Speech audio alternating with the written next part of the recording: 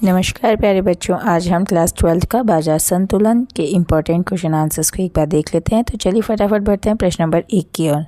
संतुलन मूल्य किससे निर्धारित होता है? यानी जो आपका संतुलन मूल्य है जिसे हम प्राइस कहते हैं, संतुलित प्राइस किससे निर्धारित होती है? बाजार बलों में मांग और आपूर्ति से, यानी कि डिमांड से और सप्लाई से।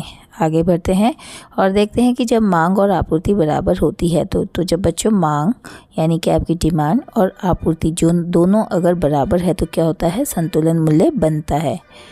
नेक्स्ट है हमारा बाजार संतुलन के अध्ययन का उद्देश्य क्या है? बाजार संतुलन के अध्ययन का उद्देश्य बताना है। तो सबसे पहले इसके अध्ययन का उद्देश्य ये है कि कीमत को निर्धारित करना, यानी कि प्राइस निर्धारण को समझना।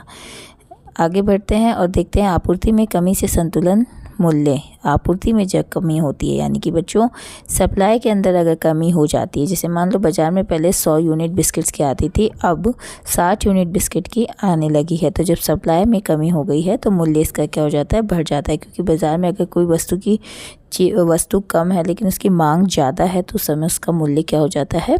बढ़ जाता है। आइए आगे बढ़ते हैं और देखते हैं कि मांग और आपूर्ति का सिद्धांत किस पर आधारित है। मांग और आपूर्ति का सिद्धांत मूल्य निर्धारण पर आधारित है। आगे बढ़ते हुए देखते हैं कि आपूर्ति वक्र का ढाल कैसा होता है। तो बच्चों आपूर्ति वक्र यानी कि सप्लाई कर्व का ढाल ऊपर की ओर होता है। तो हम इस तरीके से आपूर्ति वक्र का निर्माण करते हैं जिसका ढाल ऊपर की ओर होता है। आगे बढ़ते हैं और मांग वक्र का ढाल जानते हैं कि मांग वक्र का ढाल कैसा होता है।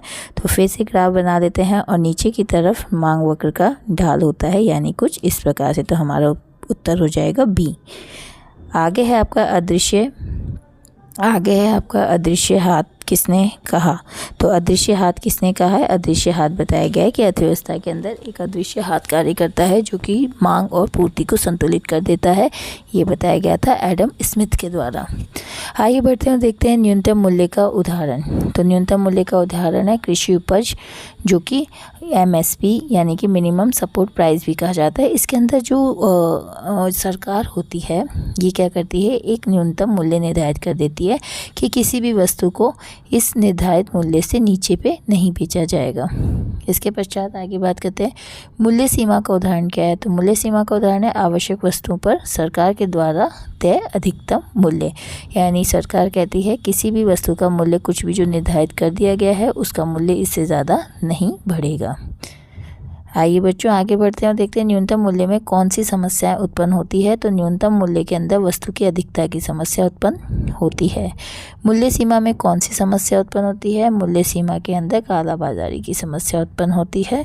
और मांग और पूर्ति में अंतर होने से क्या बनता है? तो हमने जैसे बात की मांग और पूर्ति यानी कि डिमांड और सप्लाई अगर बराबर होती है तो संतुलित पूर्ति के संतुलित यहाँ पे हमारे बिंदु कहलाता है।